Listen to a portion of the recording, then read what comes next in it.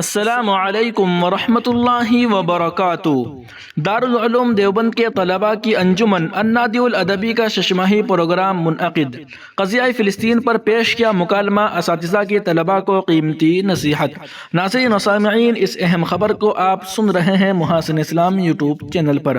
آپ سے درخواست ہے کہ تمام تازہ ترین اپڈیٹ حاصل کرنے کے لیے اس چینل کو سبسکرائب ضرور کر لیجیے گا۔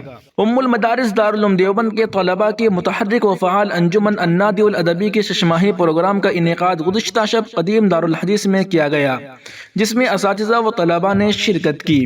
اجلاس کی صدارت استاذ حدیث مولانا مفتی محمد سلمان منصور پوری نے کی، جبکہ نظامت کے فرائض شعبہ عربی ادب کے طالب علم مولوی محمد اسماعیل اور مولوی محمد ناصح کیرانوی نے مشترکہ طور پر انجام دیے۔ پروگرام کا آغاز مولوی جابر احمد کریم گنجی کی تلاوت کلام اللہ اور مولوی محمد عفان مراد آبادی کی نعت پاک سے ہوا۔ اس دوران طلباء نے قضیہ فلسطین اور اقوام متحدہ کا کردار کے عنوان پر شاندار تاریخی مکالمہ پیش کیا۔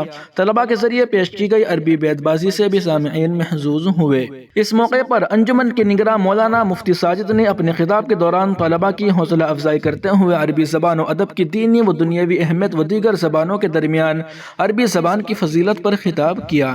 مولانا فہیم الدین بجنوری نے فلسطین کی تاریخ کے حوالے سے نہایت مفصل بیان کیا اور قرآنی آیات کے حوالے سے ثابت کیا کہ یہودیوں کی سرشت میں مکر و کید داخل ہے۔ ان کا ضمیر ظلم، مکاری، دغابازی اور عہد شکنی سے اٹھا ہے، جس کا قرآن حکیم میں صاف ذکر ہے۔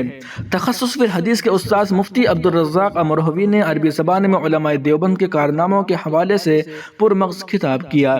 آخر میں مفتی سلمان منصور پوری نے اپنے صدارتی خطاب میں قرآن کریم کی روشنی میں طلباء کو نہایت قیمتی نصیحتوں سے نوازا اور پروگراموں کے انعقاد کے لیے ان کی حوصلہ افزائی کی اور انہیں عربی زبان بولنے و لکھنے کی مسلسل مشق رکھنے کی ہدایت کی۔